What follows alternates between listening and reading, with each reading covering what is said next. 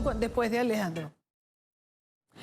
Hoy es el Día Mundial de la Lucha contra el SIDA, la pandemia que aún no termina, y ese es justamente el lema con el que la AIDS Healthcare Foundation conmemora esta fecha, como una manera de recordar a los líderes mundiales que 41 años después de su aparición, el SIDA sigue allí, no se ha ido. En 2022 se advierte el impacto que la pandemia de COVID-19 está teniendo en las metas de reducción de esta enfermedad. De hecho, el Programa de Naciones Unidas sobre SIDA ha advertido que la comunidad internacional no podrá cumplir la meta prevista de neutralización del virus del VIH para el 2030. Alejandro Rincón nos tiene los detalles desde Nueva York. Alejandro. Hola, una buena tarde para todos. En el momento cuando la comunidad internacional recuerda una vez más el Día Global de la Lucha contra el SIDA, hay una serie de preocupaciones que surgen, puesto que en el contexto de la pandemia de COVID-19 pues no han dejado de producirse una serie de retrasos, en particular a acceso a tratamientos y a pruebas, que son esenciales en el objetivo global de reducir la difusión del VIH a nivel internacional. Justamente por eso las autoridades sanitarias globales recuerdan primero pues cuál sigue siendo la incidencia del virus en este momento de la historia. Por ello recuerdan que a nivel internacional más de 38 millones de personas viven todos los días con contagio de VIH y que de ellas hay por lo menos 1.7 millones que son niños quienes están viviendo todos los días con este contagio de VIH.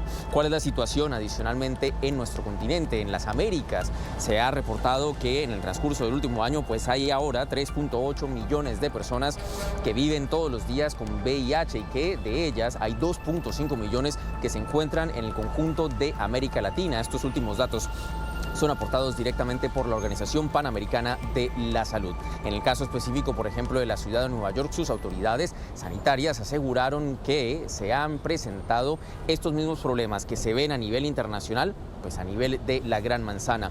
Problemas en el acceso a los tratamientos y retrasos, sobre todo en la fase de diagnóstico, que pues suele ser esencial para que las personas que han contraído VIH pues no deriven en la fase de SIDA.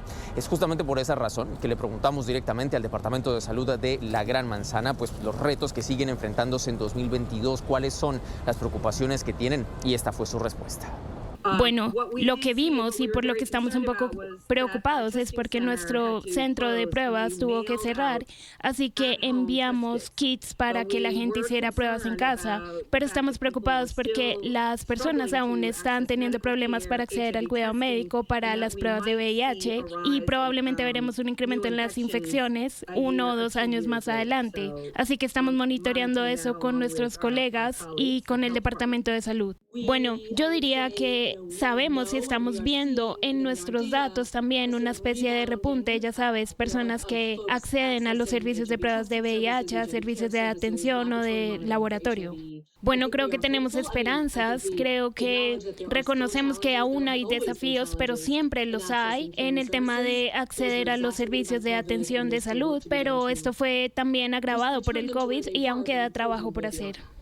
Hay una situación que llama particularmente la atención del caso de la Gran Manzana y que procede directamente de las autoridades sanitarias neoyorquinas, como las que ustedes acabaron de ver. Se ha detectado que en el transcurso del último año más del 80% de las infecciones con VIH se dan en hombres y mujeres, afrodescendientes y latinos. Son los segmentos de la población que están más afectados en nuevos casos de contagio con VIH en el conjunto de la ciudad de Nueva York.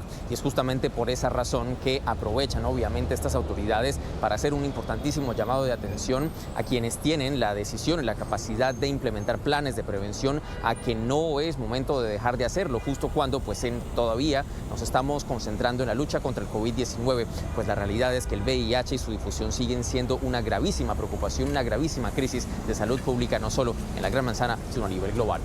Es todo lo que tenemos para ustedes por ahora. Buenas tardes. Gracias, Alejandro, gracias por la información. Quiero saludar en esta parte del programa a nuestro primer invitado, al doctor Juan Carlos Castaño. Él es especialista en medicina interna, infectología y VIH.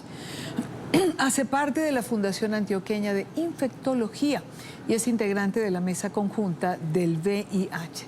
Doctor, bienvenido. Muchísimas gracias por acompañarnos.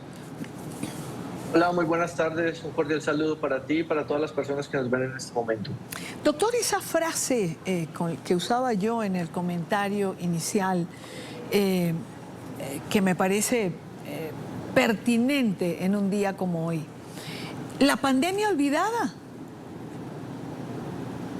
Así es, así hemos querido llamar a esta nueva fase de la pandemia, epidemia del VIH, puesto que todos los esfuerzos en salud fueron dirigidos a lo que era el COVID-19, pero resulta que ese no es el único problema. Veníamos desde mucho antes ya con el problema del VIH, pero pues todos los esfuerzos se dirigieron a COVID y todo lo que teníamos organizado y ya muy bien implementado en VIH quedó olvidado. Y precisamente por el encierro muchos pacientes dejaron de recibir sus medicamentos y lo que más nos preocupa es que muchas personas que viven con VIH dejaron de ser diagnosticadas y por lo tanto siguen viviendo con VIH pero ahora no lo saben y esto hace que el virus vaya menguando su sistema inmunológico y que más adelante vayan a aparecer las funestas consecuencias que todos conocemos de la fase de SIDA.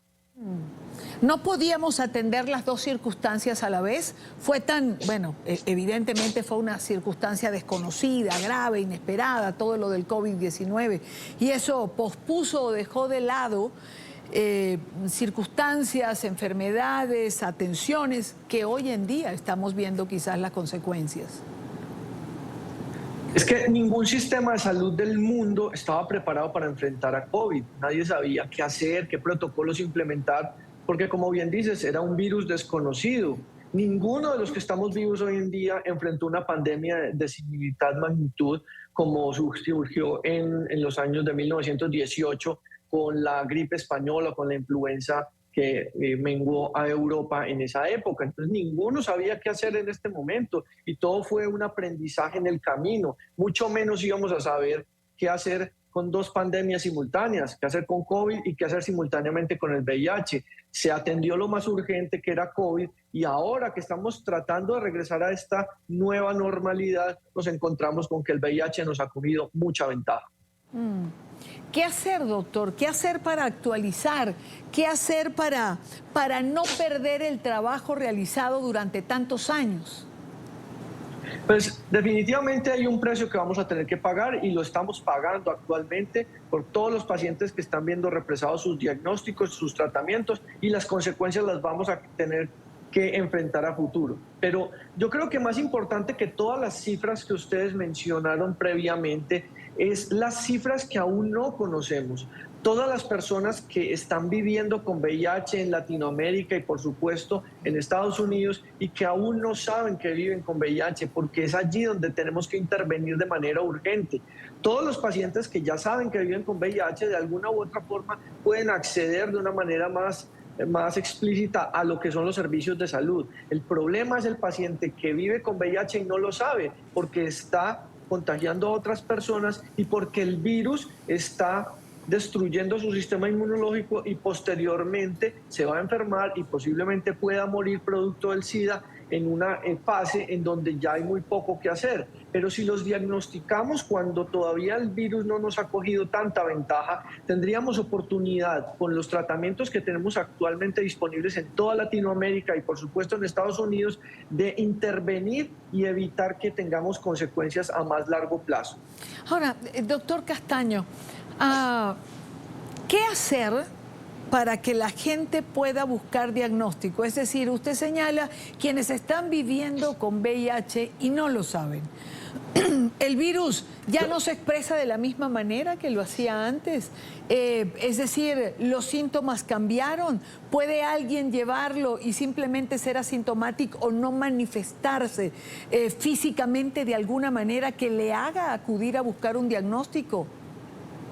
Mira, esta es una pregunta muy importante porque muchas personas piensan que tener VIH y tener SIDA es lo mismo y son dos fases muy diferentes de la enfermedad. En un lado tenemos estar viviendo con VIH, son personas que contrajeron el virus y que entran en un periodo de ausencia de síntomas. Las personas se ven y se sienten saludables, pero el virus está paulatinamente destruyendo su sistema inmunológico, y en eso puede tardar 8 a 10 años en promedio. Hay algunos que lo harán antes y hay otros que lo harán después, pero en promedio se demora 8 en 10 años en empezar a manifestar los síntomas, y por eso es que es importante diagnosticar a esos pacientes antes de que pasen tantos años, porque cuando le damos 8 a 10 años de ventaja al virus, ya las consecuencias pueden ser irreversibles. Claro. Por eso es importante, aunque no sientan nada, aunque se vean muy saludables, lo único que se requiere para estar viviendo con VIH y no saberlo es haber tenido una relación sexual no protegida en su vida. Es todo lo que necesitas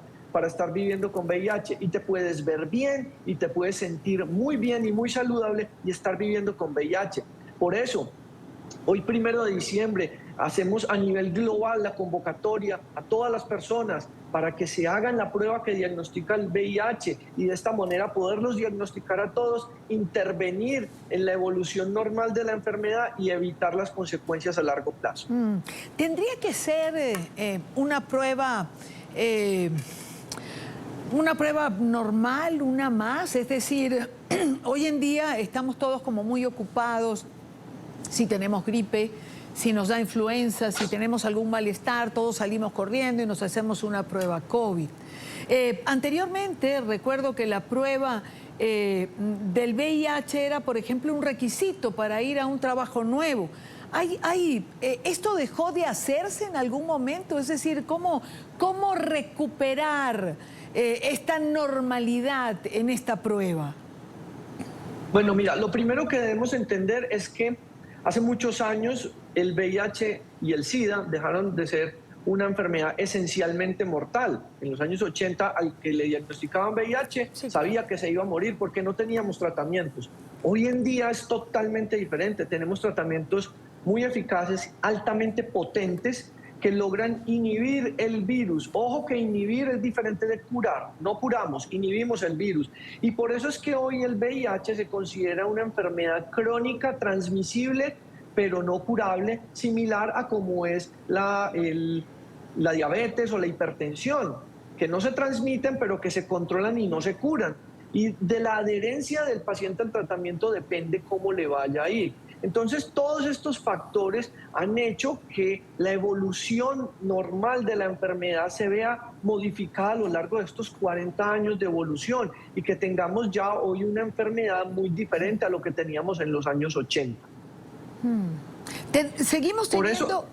Perdóname, por eso mismo iba a lo del diagnóstico, por eso mismo es que se ha logrado que el diagnóstico sea más expedito para los pacientes. Ellos pueden ir y solicitarlo de manera gratuita en cualquier institución de salud. Incluso en Estados Unidos pueden comprar la prueba casera y realizar el diagnóstico en sus casas. En Latinoamérica esto todavía no está disponible en todas partes y todavía tenemos que ir a una consulta y que nos realicen el examen de sangre. También hay unas pruebas rápidas que lo diagnostican en 15 minutos, y de esta manera podemos hacer campañas masivas a nivel de país para diagnosticar a todas estas personas que viven con VIH y que aún no lo saben.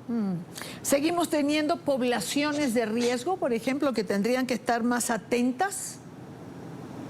Mira, esto ha sido un estigma que ha causado una gran ola de discriminación hacia los hombres que tienen sexo con hombres, o hacia las personas que ejercen diferentes trabajos sexuales, aquellos que se inyectan drogas a nivel de la vena. En fin, han habido a lo largo de estos 40 años diferentes poblaciones, pero hoy en día el panorama del VIH es diferente. La cara del VIH es cada vez más femenina y más joven, pudiendo afectar desde el niño que adquiere el VIH en el canal del parto por la infección en su madre, a pacientes mayores de 80 años que están reactivando su vida sexual y que se encuentran con un panorama totalmente diferente, en donde tenemos hepatitis B, hepatitis C, ahora monkeypox y también VIH. De manera que esto puede afectar a cualquier persona del núcleo familiar, independiente de su edad, independiente de su orientación sexual. ¿Por qué hay un número tan elevado de niños, doctor? Porque desafortunadamente en diferentes latitudes hay varias costumbres como el abuso sexual de menores, la prostitución de menores, y también hay algunas mujeres que estando en gestación no pueden acceder a una prueba que les permita hacer el diagnóstico oportuno y están teniendo los bebés, estando infectadas con VIH, logrando entonces la transmisión a ellos. Por eso es que los casos en niños, aunque han disminuido dramáticamente a lo que era hace unos 10, 15 años, pues todavía siguen ocurriendo, sobre todo en sitios de difícil acceso, donde no podemos hacer las pruebas con la frecuencia que quisiéramos, donde las personas no tienen el mismo acceso a los tratamientos que se tienen en las grandes ciudades y donde precisamente hay mayor prostitución infantil y abuso sexual de menores.